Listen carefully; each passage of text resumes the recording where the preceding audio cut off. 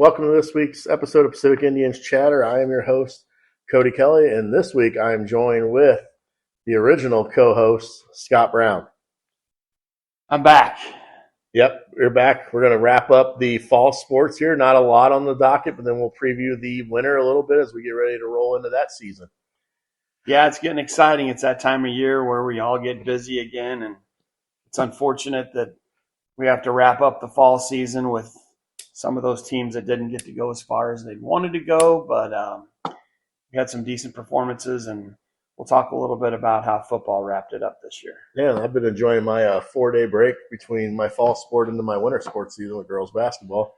That's coming to a close. Yeah, you guys had another good season. I saw a lot of good things, so we can talk a little bit about Riverbend sports too. Yeah, let's jump out with the Riverbend Roundup to start things off. Riverbend is light this week. It was just girls basketball wrapping up their season. On Monday night, the 7th grade girls hosted the Herman Lady Bearcats at Pacific, and Pacific took down Herman 23-13, I believe, in that one, to run the record to 8-8. On the night, they had a good job inside from Carly Wingler, kind of been the story of their season all year long. And that pushed them into Wednesday night whenever we had our goals set as a program down there to be above 500. The 7th graders took on Union Lady Wildcats with a chance to run their record to 9-8. And that was a tough game early, but the Lady Indians pulled away a little bit towards the end and managed to secure that victory to push their record to 9-8. That 7th grade group, and in all honesty, watching them last year in 6th grade when in 5th grade as well, when my daughter's team was playing a lot, they would be at the same tournaments, and they've come a long way. I mean, Coach Gilcrease has done a great job. I know Cassidy Murray had him a little bit in 6th grade last year and was just trying to introduce them to how to play the game, terminology, and then even from game one this year, when I watched them at home to the last game on Wednesday night, it's night and day the basketball that they've achieved this year as a team. Yeah, I told them in the locker room prior to the 8th grade game that I was really proud of their performance on the year, and they set a goal. And once we had that goal set, it seemed like they really got after it down the stretch to accomplish that goal. So looking for good things for them next year going into their 8th grade year. When you make a little bit of a jump from 7th to 8th grade, I would say that's one of the bigger jumps as far as skill-wise besides maybe when you're in high school. Yeah, they're going to have to put the time in. We saw that the Carly Wingler can flat out score. She might be one of the best middle school basketball scorers I've seen in 25 years for girls. I mean, she does not miss from 6 feet and in. She's solid. If they can get it into her, she's going to put it in the basket 9 times out of 10. And I think the guards, if they put in some work this summer on their ball handling and shooting, that they can make another jump again, like you said. And then we look at the 8th grade game. The Lady Indians hosted the 8th grade Union Wildcats with a chance to run their record to 11-6. Last year finished in 7th grade 10-7, so we're looking for that improvement on the record. And Union was ready to play, though, that night. It was a kind of a tight ball game early. Now, they came out, and I thought it was the old Union team that we'd seen in Little League, too, that we had battles with all the time. And then it seems in 7th and 8th grade we pulled quite a bit ahead of them, but I think it was a 1-point game coming down to the last 5 seconds of the half, and Emma Vondre decided she was going to hit her 3rd volleyball line / half-court shot at the buzzer going into half against Union. Yeah, all 3 of them against Union in their middle school career. They had to hate going to the locker room after she hit those. Yeah, I mean, we went in the locker room. It was nice to have a little momentum going, and then the girls finally, we responded, I think, how we wanted to in the second half. How we should have played the whole game, and we ended up with a 39-17 victory on the night to push that record to 11-6. Yeah, your girls were so much better this year, and they made another big jump, like you said, in skill. They beat Owensville, they beat Washington for the first time ever since they were 4th graders. They had not beaten those two programs.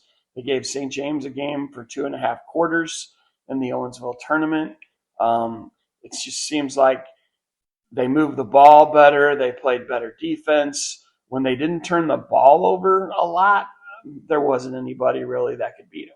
besides maybe St. James. No, it was a fun group to have for the 2 years that I was with them. So we accomplished the goal. On the night, Emma Vondre was 17 points to lead us in scoring. Aubrey Davis 4, Madeline Brown was 6, and a few others chipped in across the board for the Lady Indians to wrap up their season with a big win over Union. I liked watching the girls come off the bench that night and get a couple buckets. Kylie Vaughn got a bucket. Liliana Esperanza got a bucket or two. She got a bucket. She got a bucket, and then Taylor Duclos also got a bucket that night, and there's smiles on their faces. And they didn't play a whole lot as much, especially as the first 5, but when they got in, they gave it what they had, and the ball went in the basket. It was a nice way to end the season that night. Yeah, personally, I really liked it when they went in. They were still diving on the floor just like everybody else does. But that's how I always tell them we're going to play blue-collar, nasty basketball. And it works. You can win like that, and a lot of people don't understand the value of defense, but it'll keep you in a lot of games. Yep, so congratulations to those girls for wrapping up their season. Again, a third-place finish for the 7th grade team to highlight their season, and a second-place finish for the 8th grade team in the Washington tournament. Well, now let's go to 425 Indian Warpath Drive to catch up with the high school Indians. All right, let's jump into football. They're actually playing their district game just wrapped up as we are recording this currently. Yeah, it looks like Westminster came out on top today. I didn't know what the final was. Did you get a final? I think it was 36-25. 36-25 loss at Westminster. The 4 versus the 5 seed in the first round of districts. The Indians finished 3-7 on the season and 3-3 in conference. Kind of watching a lot of the games early in the season, it was one of those years is kind of what could have been. A lot of early mistakes, penalties, missed assignments sometimes, just not everybody on the same page, because I know I saw 3 games that they could have won. I think they lost a couple in overtime. They lost a game to Borgia in the beginning of the year, which we were the better team, but we had 20 penalties on the night, and we lost Stack in the second quarter of that game and still had the lead in the late third quarter, early fourth quarter at Borgia. Heartbreak loss to St. Clair in overtime. St. Clair's quarterback got loose late in the game. Like on an 85-yard run down the sideline to tie it, and it was crazy. Well, actually, that St. Clair missed the extra point to let us go to overtime, but when we scored late in that St. Clair game, I thought that one was over. Sullivan went over double overtime, I think, to overtime or double overtime. So they're right there in the mix. I know they didn't play very well against Union, but their 3-3 conference record could have easily been 4-2 or 5-1. And they had a lot of really good skill position players, a young offensive line, and the JV squad was fairly successful. So I think there's some hope for the horizon next year, but I know they're going to lose some guys like Seth Stack, 4-year returning quarterback, Brock McKinney, their leading running back, who ran for 775 yards on the ground this year. Colton Kasuth, Mr. Do Everything. He can kick, he can punt, he can play cornerback, he played running back. Parker Thomas, one of their electric wide receivers. Will Pritchard, one of their good linemen. They had some really good senior talent on this squad this year. Yeah, and without having stats, I would imagine Brock probably got over 800 yards today on the ground in this Westminster game. We don't have those stats in yet. So, yeah, they're going to have something to build on. The JV team, like I said, was fairly successful, had some good quarterback play. Just kind of – yeah, discipline and strength over the offseason. They get some of that stuff cleaned up, get on the same page. And I know they like some of their younger players, and they've got some guys coming back like Gavin Haddocks, who was their second leading scorer on the season with 56 points, several touchdowns through the air. He's good on returns. Gabe Wiersma coming back at wide receiver is really good. Emerging Leo Fiedler as wide receiver. They'll fill that quarterback spot, and they probably can go a couple different directions on that. Yeah, they got some options there. I won't really get into who it is because I couldn't tell you for sure where they're leaning. But and one of the big underclassmen that led them in sacks this year and was on the field a lot on defense was the freshman Tyson Mars. And he's a weight room warrior. He's a stud, great kid, great in the classroom. He maybe evolves into one of those leadership spots, and he's a name to watch for the next 3 years of Pacific football. And hopefully they can get it back where they had it a couple years ago. Yeah, and moving over to soccer. Soccer had a game this week against Windsor. It was a varsity-only affair, I believe. They picked up a 5-0 win for the Indians. Gage Clark chipped in with 1 goal. Lucas Dorr had a goal. Logan Hoffman had a goal. Carter Klund had a goal. And Lucas Tennyson had a goal for the Indians to push their record to 15-5. That ties the all-time school record for wins in a season. And now they have districts on Monday. They make the trip to Webster Groves to play Gateway/Soldan combined school soccer team there. They are 10-6. They're the 2 teams in the districts that are above 500 as Pacific and Gateway, and they play each other in the first round. That matchup, if the Indians were to pick that up, that would give them 16 and give them the most wins in a single season for the Pacific soccer team. I know Coach Smith's been real excited about this group. They play hard. They've got some size. They've got some talent. They've got good goalkeeping. They're pretty enjoyable to watch. I think he's excited about districts. I think the 1 seed Rockwood Summit and the 2 seed is Webster. Yeah.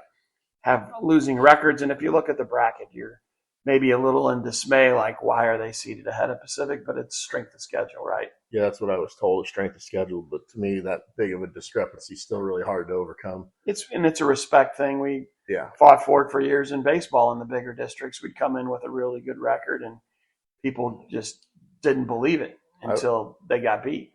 I will say one fun thing that could see in that semifinals if the Indians and Webster both win their first round game is Coach Velton, who is our girls assistant coach with Coach Smith in the spring, is the Webster Groves assistant boys coach in the fall.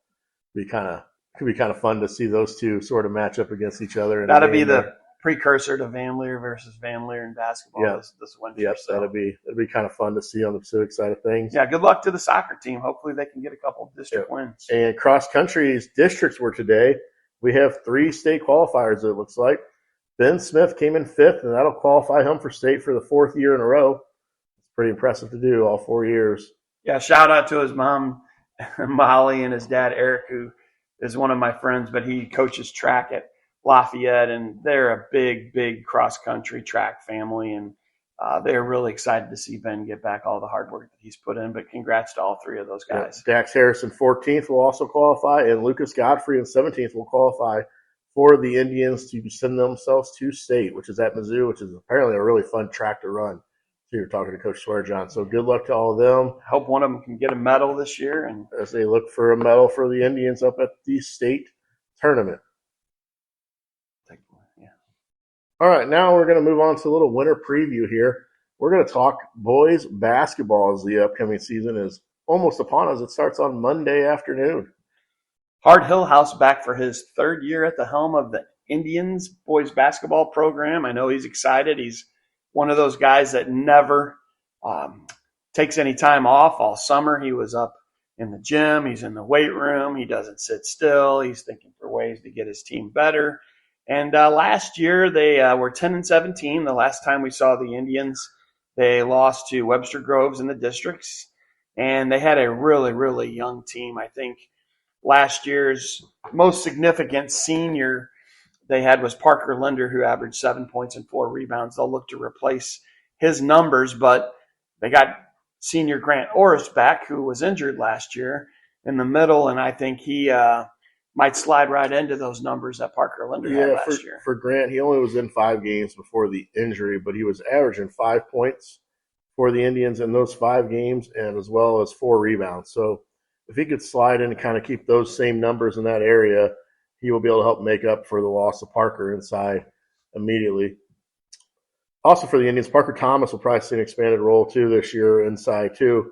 Another big, tall player coming back for the Indians. So I think the rebounding they should be able to control because when we mentioned the leading scorer here in a second, he's also another one of those taller guys that can handle the boards as well. Yeah, at the guard spot, they've got a lot of guys coming back. 2 kids that played as freshmen last year. Spencer Bukowski played point guard, played quite a bit.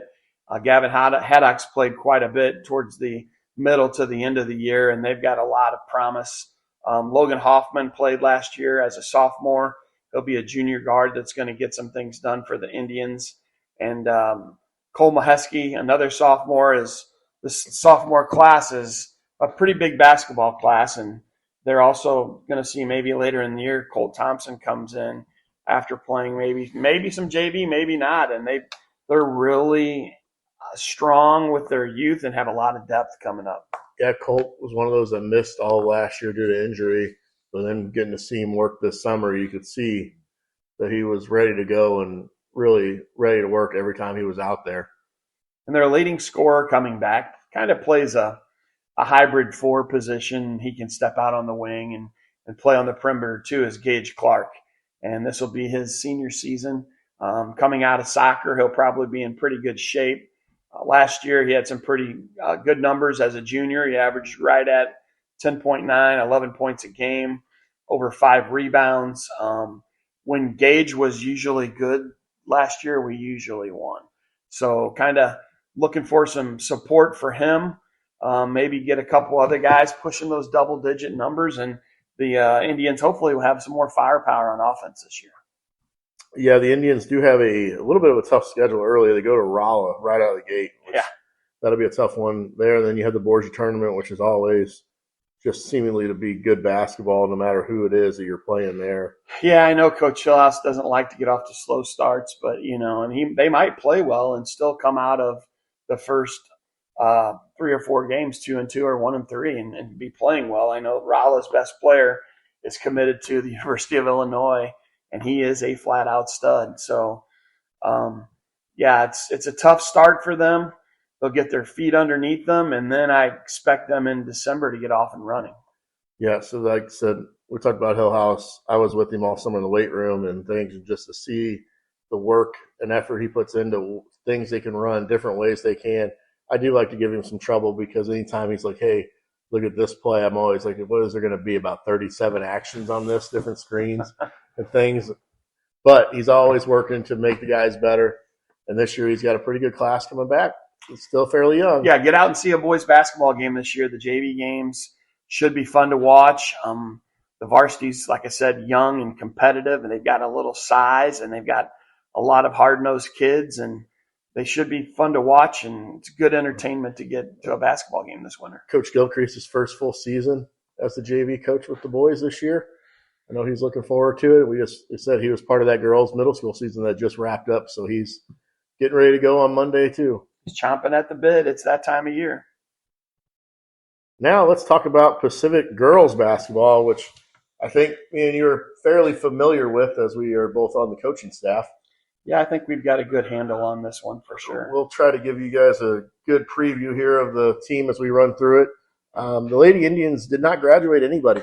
We can start with that. The whole team's back.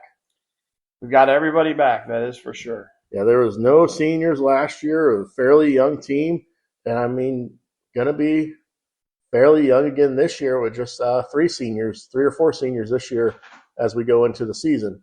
It's definitely a youth movement the next couple of years. You're going to see a lot of young players in the lineup and hopefully being led by a couple veterans, a couple seniors, a couple juniors that have been there, and hopefully they can get this young squad off to a good start this year. Well, first, let's jump into some returners, and then we'll go down maybe some of the newcomers that'll be joining the team. For the Indians, the returning leading scorer from last year was Ava Kinsey with 7.6 points a game for the Indians. She'll be junior this year for the Lady Indians. Mackenzie Howard comes back averaging 6.6 points a game. She'll be the senior. I think it's fair to say that she's the leader, one of the leaders of that group right there, especially on defense and the kind of defense that we run. She does a good job back there in her role. Mackenzie, I think, is going to mature into that role even more this season, and I think those two numbers can go up a little higher, and hopefully this year we put a few more points on the board. I know last year we weren't unhappy with the way we played defense for most of the season against the average and the below average teams. We caused some people some fits, and we did struggle in games against teams that had high-powered offenses. But those two's leadership hopefully can lead the way, and you'll see some decent basketball out of the girls program this year too. And then another one of the Howard sisters, Morgan, will be returning. She's going to be a sophomore this year on the inside for the Indians. Got asked to do a lot last year as a freshman, averaged 3 points a game. 4.5 boards a game. 4.5 boards. Had to do a lot of work inside. Now coming back with a year of experience, kind of used to that pressure of playing inside at the varsity level. Looking for a step up this year for her. Other senior, Trinity Douglas, another guard for the Indians that'll be returning, plays the top of the defense that we run, which is very crucial. And very active person has to be there. So did a good job last year. She's one of your energy suppliers, and when she's got that energy going, we play well too. And this summer, I thought we took a step forward, especially in Union League, and a little bit even down in Branson when we went down there. These girls were more comfortable in what we're doing, and then we added a little bit of depth with some of our youth, and we saw a lot better basketball in the early summer than we did during the season, and hopefully that'll continue. Yeah, we talked about the youth. We won't really get too much into the newcomers, but that 8th grade group that's now a freshman, 34-2 in their time in middle school, so very capable girls that are coming up ready to play some basketball. So they were able to blend in nicely this off season throughout the summer through workouts and get some work in. So we're very excited to see where some of those younger girls kind of slot in to this lineup and this program as a whole. Yeah, I hope practices are competitive, and we have a little bit more that we can accomplish in practice this year if we keep our numbers a little bit better. I'm looking for Ashlyn Young, who's a junior this year, to provide some size and some rebounding and a little bit of depth in the paint for us, and she stays healthy. She'll help Morgan, and it's a bright future. And I know Coach Missy's ready to get started. And our first game, after the Jamboree, we end up going down to... We go to Mineral Area to take on Greenville. Down there, Garrett Alexander, Pacific alumni, is the head coach of that team. So we'll make that trip to Mineral Area Community College, take them on the 22nd this year. We played them very competitive last year. They graduated a couple kids. It'd be an interesting ball game to start the year and get to play on a college floor. It's always a little different, a little fun. And then I believe once after that, though, we get into our regular season, we make a trip to Washington to start out kind of, I won't say the normal part of your season, but yeah, kind of after you get through. Coach Meyer will be looking forward to that, since we last time we were at Washington, we clipped them, pretty much got the buzzer. And then this summer we played really well against them in Summer League too. So. And the last time they played a Pacific team, they lost. This 8th grade year with the 2 free throws with 1 second left to win the game for the Lady Indians of the 8th grade. So Coach Meyer going to be ready to go. Washington be ready to go. Greenville be ready. Jamboree-wise, we do have our Jamboree information. I can throw that out there. We will be at Jefferson High School down there in Festus area. It'll be Jefferson, Festus, and Cuba, and us will be joining them for that Jamboree. That is on the 17th. So we'll have a Monday Jamboree and then 4 days to potentially get ready for Greenville after seeing what we have. So as we get close, that's coming up. Wrestling does not start until the girls start on Monday, same as basketball. Boys don't start till the 10th.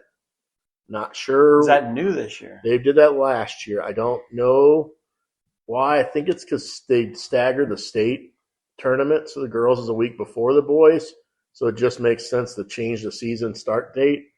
But if anything, that just gives the boys one more week that are in soccer or football to kind of heal up before they get right back into their wrestling kind of thing. So like I said, boys side of wrestling's been very dominant over however many years now. And the girls side, the numbers just appear to be climbing and climbing. They were up at Riverbend just the other day whenever they were practicing. I could tell the girls' numbers are way up compared to where they have been. So 2 exciting programs on that side of things, too, to get going for the Indians. Also, we have cheerleading still going on. They are actually in state tournament today as we are recording this. So I don't have any information on that yet, but they're competing today. Then also dance team will be getting fired up. And I believe esports continues their season through the winter as well. Well, before we wrap up, though, we got to do everybody's favorite segment. Performance of the week. All right, so who do you have for this week's performance of the week? There wasn't really a ton of games to choose from this week, so let's see what you came up with. I've got to go with the 8th grade finale, the performance of Emma Vondre, 8th grade girls basketball player on your team. I coached Emma in 4th, 5th, and 6th grade with her dad, and she's worked a lot on her game, and this year she put it even further together. She's a complete basketball player. She can handle the ball if you need her to. She can step out and knock down a three, and she can score inside. And Emma had 17 points in the finale against Union, including a half-court shot that really picked the team up before halftime, and we were struggling. And she controlled the glass. She was very efficient, didn't miss any easy shots, and when she makes her first or second shot, it's usually a good night for the Indians. She averaged, like I said, 9 a game on the season. She makes her teammates better. She's kind of what makes the engine purr in that 8th grade girls group, and it was fun to see her have a great night, as well as some of her other teammates, but she had a great performance. I'm happy to go with Emma Vondre. I think she had a couple steals, too, as we were game planning to steal the ball on the block on the backside pass in our press the other night, which I don't know how much you and Coach Missy really liked the gambling 2 foot from the hoop, but that was the game plan the whole night, was just to steal it right there. I remember a couple of those. For me, on my performance of the week, I'm going to give it to Miss Vogt, who some of you know takes pictures at every fall home sporting event. Pretty much any kind of event that's at Pacific, Riverbend High School, she is there to capture all the moments. And for us, I know we use those pictures all the time for our game day. So I appreciate her coming out and taking pictures for all the programs. So she is my performance of the week. As we now get ready to wrap things up for this week, we're so glad to have Coach Brown back in with us. It makes it a little more fun. Wish we would have had him back a couple weeks ago when we were talking about the volleyball having to make a trip to Camdenton for a district game. I'm sure that would have probably started some kind of conversation. I talked about that 3-hour drive as kind of absurd for a district. But yeah, I don't know what Misha's doing. It's incredibly dumb, but having people drive 2.5 hours just because you want to make the districts have the same amount of teams. And oftentimes one of the teams that's driving is going to be done in 40 minutes and have to make that track back home. So they're not very efficient. That's why sectionals used to work so well. You'd have a district of 4 or 5 that you could keep together, and then you had to leave. If you won the district, you didn't really mind maybe driving 3 hours because at least And some districts you accomplished something. Districts have semis and championships on the same night. Yeah. And that would eliminate some driving as well. So I don't know what's going on with some of that, but the volleyball team's got a lot of talent, so you're going to hear those girls do some damage. Again, they didn't even give them a chance. If you'd have did Thursday, Friday, Saturday, or even a Monday, Friday, Saturday, you'd have gave people a chance to stay. They did Tuesday, Thursday, Saturday. Yeah. So they knew no matter what, we'd have to skip a whole day of school if we didn't want to have to drive back and forth.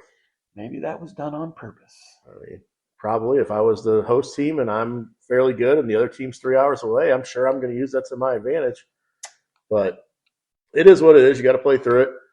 So hopefully, Michigan, like I said, can figure it out. I got a feeling there's going to be some wonky basketball districts as we made a trip to Jeff City last year. So Camden was in our district as well. So if we say too much about going to Camden, we might find ourselves making a trip in early March. Oh, boy. And we talked about the district seeding. On the football side of things, that there is a really good possibility that basketball will be the next one to add in a point formula, from what I'm hearing from Misha. And shot clock is on its way, I hear. Shot clock is most likely, from what it sounds like, it's going to happen next year. It's been voted on by the coaches over the past few years and has failed.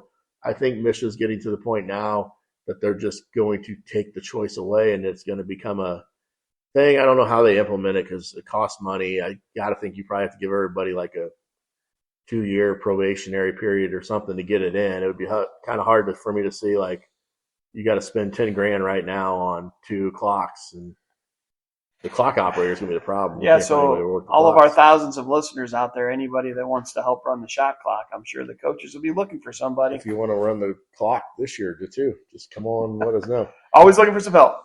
All right. That'll do it for this week's episode. Next week we will take next week off and the week after, as there is not much going on. We will update soccer on our Twitter feed.